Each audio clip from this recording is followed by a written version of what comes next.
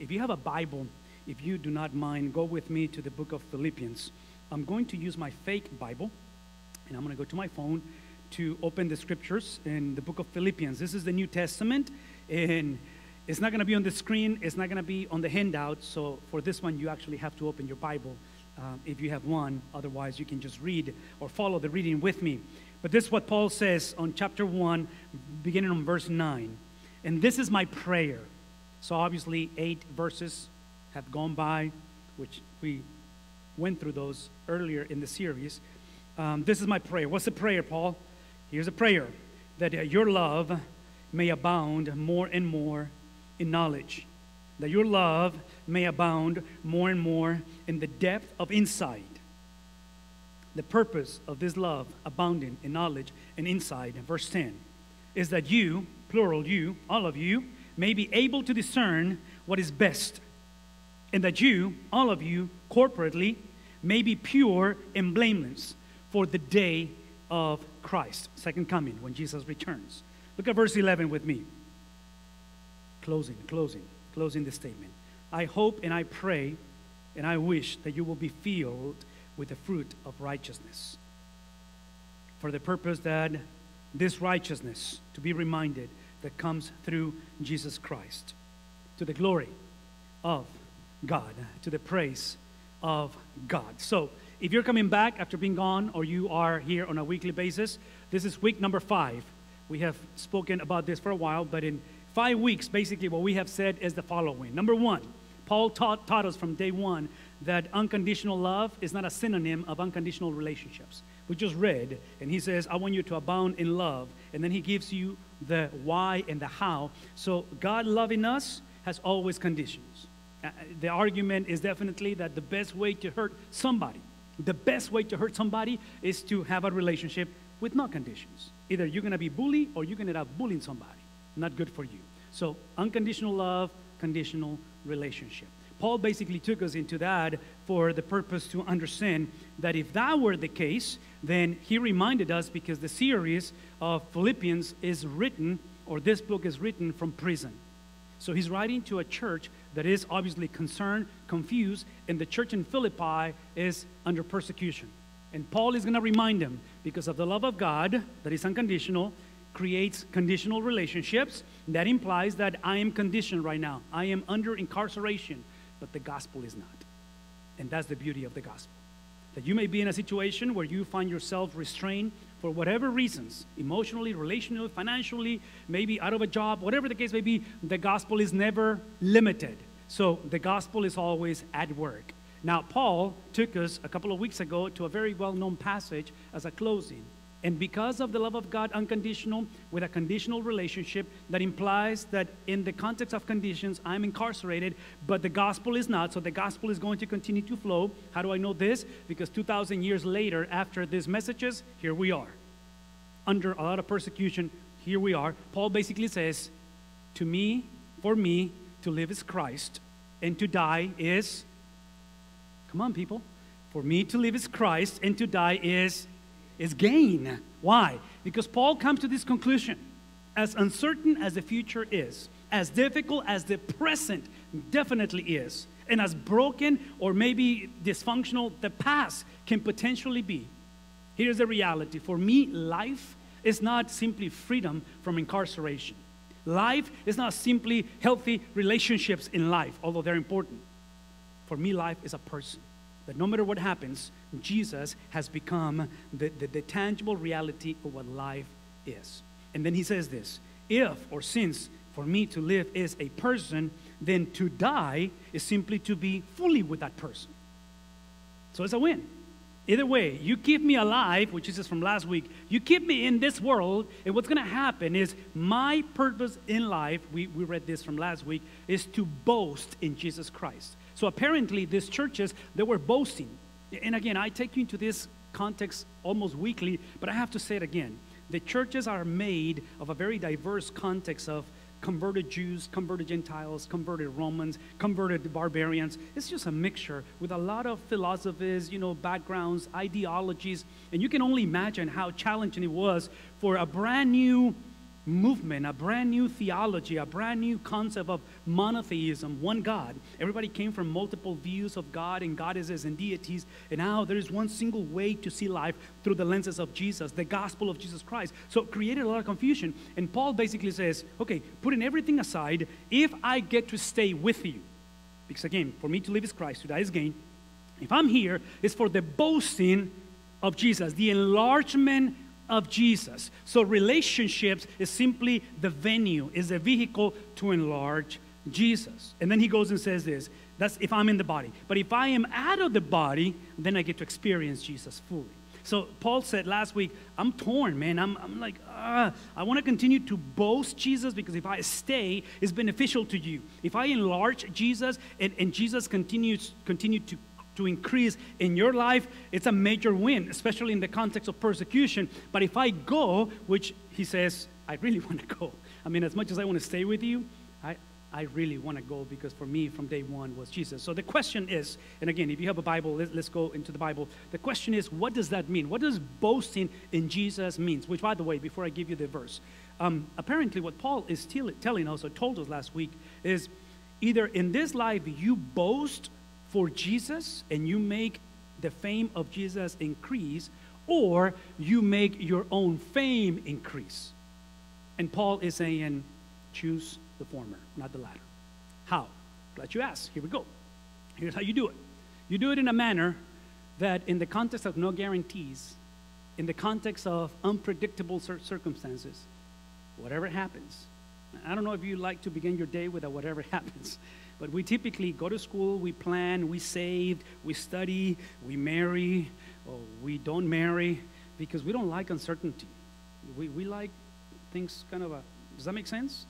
It's like, don't give me uncertainty, especially when I'm in prison. If I'm incarcerated, all right, I'm in prison, but I like to have some good news coming my way. I mean, it's like, okay, I got the report from the doctor, but I'm really hoping the surgery works. I'm really hoping that, you know, when we go through the process, through the legal process, whatever that may be, or when we go through whatever, you know, you want, well, Paul says, hold on. Do not make the mistake to think that if you were to enlarge, to boast in Jesus, if you make the character of Jesus bigger and famous, that is going to give you some sense of a safety net, predictability, and security. No. Paul says, whatever happens, however things turn, he says, I want you to conduct yourselves in a manner that your behavior, watch this, your behavior, everybody has a behavior, everybody has a conduct. But I want you to filter your conduct, whoever you are, however you're processing the whatever happens, whatever comes this way, whatever brings in the future, life or whatever, I want you to, the conduct, your behavior is filtered through the gospel, that your behavior becomes the banner that makes it worth it. Why? Because your behavior is only worthy through the gospel of Jesus. In other words, if your behavior, and again, listen to this closely, because Paul is not saying, I want you to have the right theology and the right doctrine, which is extremely important. But one of the challenges of these churches, because of the infiltration of Greek philosophy, is that they kept on thinking and saying, as long as you believe the right thing, it doesn't really matter what you do. It doesn't matter what, how you behave and how you treat one another and what you do with your sexuality and what you do with your finances and what you do with your marriage. And Paul is saying, I want you to see that the conduct or the behavior is the result of your character. So watch this. So who you are determines what you do. And now here's even a better statement. Not only that who you are determines what you do, but whose you are determines what he has done. So obviously, there is freedom that I don't have to depend on the whatever, because you and I know that life is uncertain and life is crazy. Things happen in this life. But then watch this. Now he's freeing me from simply trying to be better, trying to please my wife, trying to please my kids, trying to please, and even self. So he's saying, see, your conduct has to be filtered not just on who you are, although we'll talk about who you are in a second, but whose you are. Who do you belong to? And in this case, you belong, in this case, to somebody that the word gospel is basically what Jesus said about himself, and what Jesus did for 33 years based on what he said, who he was. Well, this gospel, what it does, when you embrace this gospel and your conduct is filtered through the gospel, which makes it worthy, is the conduct, if you're taking notes, that you and I, we have a dual citizenship. And this dual citizenship, because we are in this world, but we also belong to a different world, this creates an unresolved tension. Because this dual citizenship tells me that, once again, that my behavior must honor the world that we lived in. So he is not, listen to this, he is not complaining about the Romans. Although unjustly and illegally, he's been tried and he's been incarcerated. There's another Jewish guy a couple of years earlier, months earlier, that was also incarcerated and beaten down and eventually crucified illegally by the Romans and by the religious leaders. His name is Jesus. So think about it. What he's talking about, he's talking about the dual citizenship, that this is where it gets really, really difficult. How do I, as a follower of Jesus, that I want to live a life worthy of the gospel, of the fame, the boasting of Jesus, how do I conduct myself and make decisions and approach life and process feelings and eventually influence a worldview that is beneficial to the life that I'm living right now, but at the same time is also reflecting that everything that I do in this life is filtered through the lenses of a life to come. How do I do that? That's difficult, because my tendency and your tendency is to make decisions through our senses. What I see, what I smell, what I taste, what I touch, what I hear. That's a sensical way of life. Nothing wrong with that, but that's limited. Why? Here's why it's limited. Because you are not just a sensical, body individual that is just kind of holding a soul. The Bible says that we are a soul that has a body, because that body-soul combination is what creates the unresolved tension of a citizenship. That we are in this world, and in this case we are American citizens, but also we belong to a kingdom that has begun, because Jesus has established his kingdom, but has not been consummated.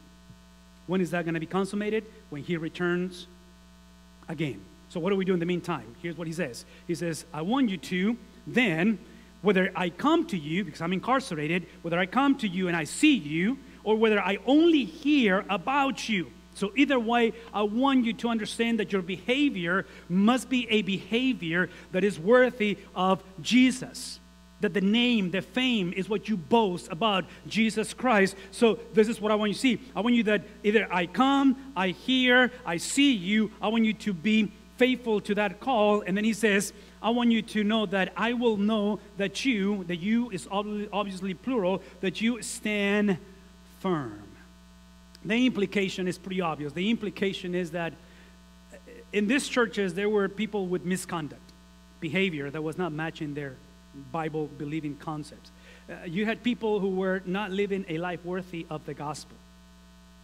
And then here's the problem. Because of these things became detrimental and they were boasting among themselves instead of Jesus, what was happening is that the church was not standing firm.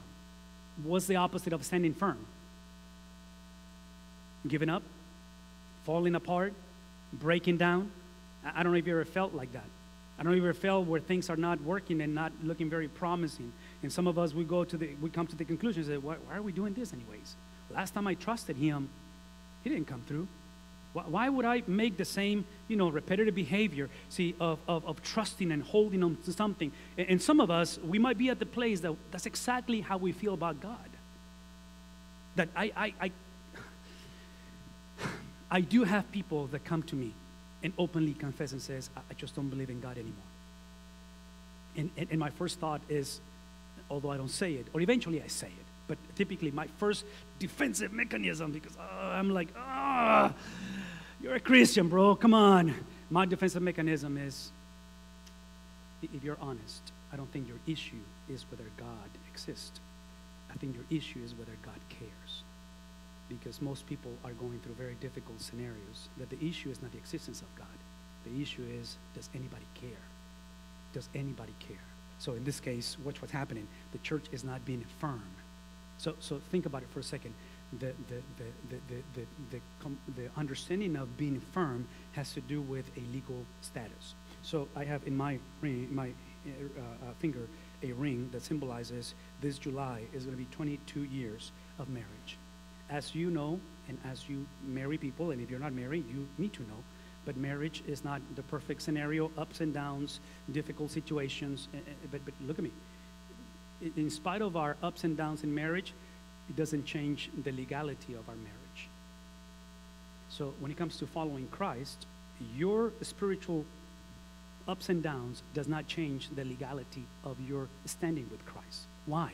This is why, and again, this is why we need to listen to this, because he wants us to stand firm, not because you are a generation that are very determined, and you guys are just such a very go-getters and driven people. He's talking about the legal status in Jesus, not of your status, not of your own understanding that now since you are a better version of yourself. Not because now you are living a life that is reflected on how, in this case, you are standing firm on things. See, what the Bible describes is that this legality of standing firm, what it does, it stands firm in the oneness of the Spirit of God. This is the era of the Holy Spirit. This is the coming of Jesus, who has begun and established a brand new kingdom. So based on this kingdom, now we're supposed to strive to do this together.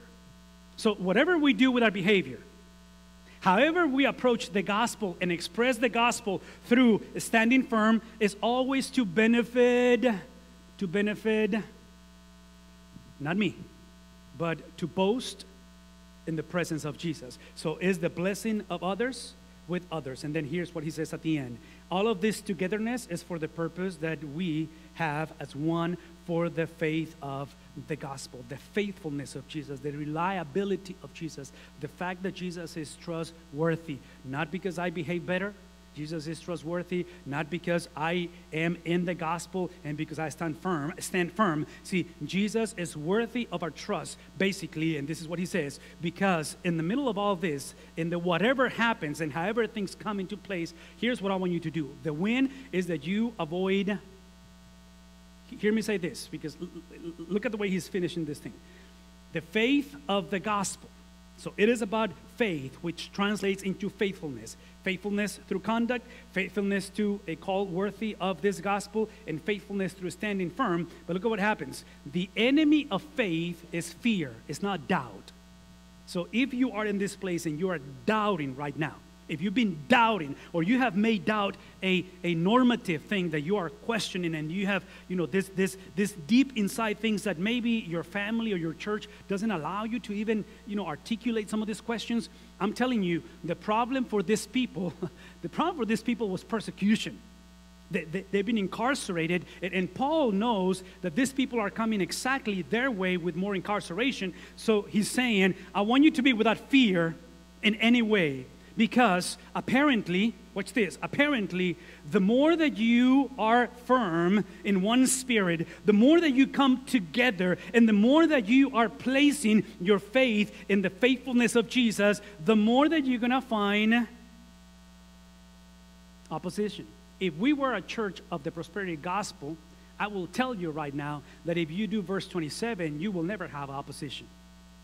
But Paul is basically saying opposition is part of what makes us who we are. Now, let's talk about fear, because in my mind, I just didn't know how to illustrate fear. But this is what came to mind. Remember the scene? You remember that? I mean, it's just, his heart just sank to the bottom for Simba. And then he is running for his life. See, so when Paul says, do not fear, it's because these people have moved away from trusting God. So it's not that they're doubting. Like if I'm part of the church in Philippi and my pastor, my leader, my mentor, my spiritual, father is in prison, man, I'm doubting. I'm like, okay, so let me do the math. The last guy that was taken, rabbi that was taken, he ended up on a cross. Like the Romans had it his way. And then obviously he resurrected, but I'm just like, see, Paul is not Jesus. I don't know if he's going to come through this time. So I'm doubting. But Paul is saying, see, this is the issue. The issue is not doubt. The issue is fear. The issue is that this is a reality that the enemy, we are in a world that is broken, dual citizenship. We are we are the worthy expression of the gospel in a context that evil or the enemy rules temporarily, right? Satan is real, but it's temporarily. So Paul is not saying that if you put your trust in Jesus, evil is going to dissipate. If you put your trust in Jesus, fear is going to dissipate. Why? Because here, what happens? Your faithfulness to Jesus through your conduct, which is worthy of the gospel, that makes you stand firm in unity, is that which is going to become and the word sign, really what it means is the certainty that to them, who's the them? Let you ask. The opposition, whatever opposition you're having right now, the opposition in your life, that they will be, what's the end of evil in this world? Come on, just think for a second. This is why I have to really get this point across very, very, very aggressive and unapologetically. If you're thinking that your behavior is promoting your gospel, your kingdom, your understanding, even your theology, if you're in this place thinking that the point is simply to stand firm because I'm better than others, if you're in this place and you're thinking that all this thing is about a sense of an indictment towards God, that God owes you, see, you're not understanding what he's telling us, because apparently what he's describing for us, the destruction of the enemy is based on the trustworthiness of Jesus. What's the point? That when you find yourself in this situation, financially, emotionally, psychologically, whatever you are in this situation, you are facing this reality not towards victory, but from victory. That's why he makes the statement that for them, your faithfulness to Jesus is the evidence, the certainty that their future is destruction. Those who reject the gospel, they can have whatever logic they have, their ending is destruction. But, watch this, but for you, all, because it's in community, it's through a conduct, through a behavior that reflects your essence, reflects your theology and your doctrine, the reflection to make worthy this gospel presentation that brings the standing firm for you guys. This sign, which the sign is faithfulness to Jesus, is going to be the certainty that you are, although it looks like there is no tomorrow. And some of us, we're facing Sunday and we don't want to go to Monday, because we know exactly what Monday is going to look like. Some of us really just dread ourselves to go into whatever environment we have to go. And the Bible is telling us that for us, the sign of trusting the trustworthiness of Jesus is going to bring that sense of salvation. Now, this whole concept of salvation, Paul wants to make sure that is based that. What's salvation? Salvation is simply understanding that the goal, the win, the destination has been preset. That when you are a follower of Jesus, you may feel that you have no control over circumstances. But Paul is speaking from prison. And Paul is in the midst of chaos. Paul is in the midst of betrayal. Paul is seeing his very own children move away from the faith. And Paul says, the reason why I am able to endure, meaning that I'm standing firm in the trustworthiness of Jesus, is because my goal, the win, has been determined. And Paul said it earlier, for me to live is Christ, and to die is, what's the point? That the win is always the same, is Jesus. So whatever is going on in your life, whatever comes your way, if Jesus is not being developed in you, we're missing the point of Christianity. We're not living a life worthy of the gospel of Jesus Christ. That implies that perseverance is never a choice. And perseverance, hear me say this, perseverance is not the evidence that you're saved. Perseverance is the result. And I try to illustrate so many times this concept. English for me is the evidence that I live in the United States. But Spanish is simply the result of who I am, because that's my first language. If you squeeze me, it's not going to be English. It's going to be Spanish. Does that make sense? If I want to get serious and bring discipline at home, it's not in English. It's in Spanish. Why? Because that's who I am. And English is just an evidence that I am a U.S. citizen, believe it or not. I am. So in this case, if you are persevering, you are not creating a sense of entitlement that because I do X, Y, and Z, if I'm faithful, and since I've been here since I was 5 and I grew up in the gospel, this better not be my picture in my life. But instead, see, when you belong to Jesus, you expect these things, and what these things are going to do are simply going to increment, and they're going to bring not your perseverance, but God's sovereignty of preservation. That He chooses to preserve you for this purpose. For it has been granted that the more that you see the destination clearly, that Jesus is the win. The more that you see your preservation developing because Jesus persevered, so I will persevere. And then because you understand that when Jesus went to the deepest of suffering and eventually died, on the third day, God in His sovereignty decided to do what? What did He do on that Sunday morning? The one who apparently looked like his perseverance was pointless, God chose to preserve him. When that happens, look at what the Bible says. That happens and that reminds you that you have been granted. It's not that you will be granted. It's not that if you persevere, you will get it. It's not that if God changed your circumstances. It's not that if you come out of the stampede and finally Mufasa comes and pulls you out. Remember the movie? Mufasa just grabs him and puts him on high. See, that's not what the Bible is saying. Is that in the middle of brokenness, in the middle of craziness, in incarceration, Paul says, you have been, say it, you have been granted. What does that mean? Well, again, in my mind, I got to go back to the goat. For me, it's the goat. And I got the mic, so I get to say he's the goat. But think about it. I mean, this guy has 2 older sons. And the crazy thing about the boys, his boys, natural sons, I would have expected for them to wear an NBA jersey. Those are college jerseys. Because apparently, in the scenario of the genes, they didn't get the height of MJ, Michael Jordan, nor the skills. I get the impression that sometimes we read this granting on behalf of Christ as if we see Jesus as the varsity guy, and then we see ourselves as just JV. So because of that, then typically our response to circumstances is like Simba. And then we question God. Hear me say this. When Paul says that we have been granted, is that at the cross, Jesus not only absorbed our sin and placed us into the position of the first Adam, which is innocence. So if you have been forgiven, you're forgiven. And He has forgotten as well.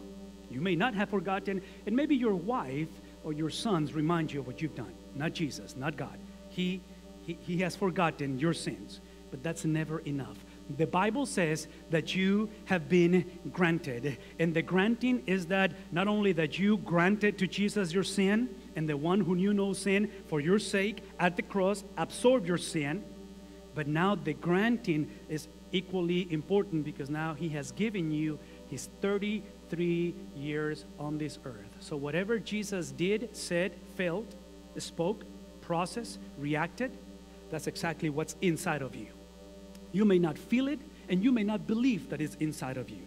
Because most of us, we have settled by simply forgiveness and innocence. But this morning, I'm here to tell you that you are righteous before the God of our creation. This righteousness is something that is given on the behalf of God. And watch this. This is why you need to embrace the righteousness of Jesus. Because apparently, Paul is saying the purpose of this righteousness granted to you is not simply so you can believe. It's not that you can just endure and face the stampede and then hopefully Mufasa comes and takes you away from the suffering. But it's that now you understand that your faithfulness is so you can grow in maturity. That if Jesus had suffering as a vocation, what do you think is your vocation? How do you think you're going to grow into Christ's likeness? So here's my question today. Do you know who this guy is? Does anybody know the name? Because I just cannot get the name. Anybody? Isn't the Bible? Isn't? No, it's not. Okay, I tried to find it. So anyways, so anybody knows what movie this is from? Okay, so there's a moment in the movie where she comes to the tree and she finds the cat. What's the name? Okay, that guy. And he finds him, and then some of you know the movie, so you need to watch the movie. Not right now. Don't put it on Netflix. But anyway, so she comes and she comes into a crossroads. And the crossroads that she's finding, because she's Alice in Wonderland, she asks a question: which direction should I go? Any Disney fans right now? Anyone remembers the answer from the cat? It depends on where you're going. Now she replies and says, I don't know where I'm going. And then he says, I love his answer. And it doesn't matter which one you take. Just go. If you don't have a direction, so here's my point. The point that I'm trying to make to you is this morning, that your salvation, what you have been granted by giving your sin, embracing his righteousness, this is the destination. Paul says in Philippians chapter 3, after he argues and he defends the gospel, Hebrew of Hebrews, from the tribe of Benjamin, circumcised on the 8th day. When he comes to the law, blameless. And then he says, all of these accolades, all of these, achievements, Paul says, are absolutely garbage for the sake of joining Jesus in his suffering.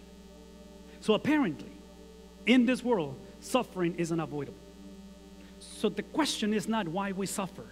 The question is, how is my suffering going to enlarge and boast the image, the presence, the glory, the character of the God of the Scriptures?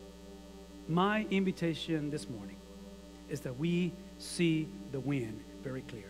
My invitation, if you are dating, you wish that you could date, or maybe you should be dating and you're not, whatever you are, is that you do not find yourself in this scenario. Because the tragedy is not when you're trying to figure out where to go, mentally, sexually, emotionally. The challenge is when you have those questions and you don't know where you're supposed to go. I'm here to tell you, your destination is a person. And how you get there is based on what you have been granted. My prayer is simply that we become united through our suffering to the same struggles Paul says that I had. So as you date, as you think about dating, can you imagine you dating somebody? Can you imagine, right here, right now, that you're dating somebody that what brings you together are the struggles of Jesus? What brings you together is the experience that the process of Jesus is your process. Can you imagine a marriage that what brings us together is not just because we have kids or we have a commitment that we made and we got to stick together, but as a church, can you imagine a church that what makes us united it's not our Baptist roots or simply our, theological preferences or this is the most convenient church or the band is just awesome. All those things are good. Would it be possible that what brings us together is that we can look into our kids and grandkids and great-grandkids, and when they looked at us, they see that our unity is based on the struggles of Jesus that became exactly the same common denominator in everything that we did. Would you stand for a second?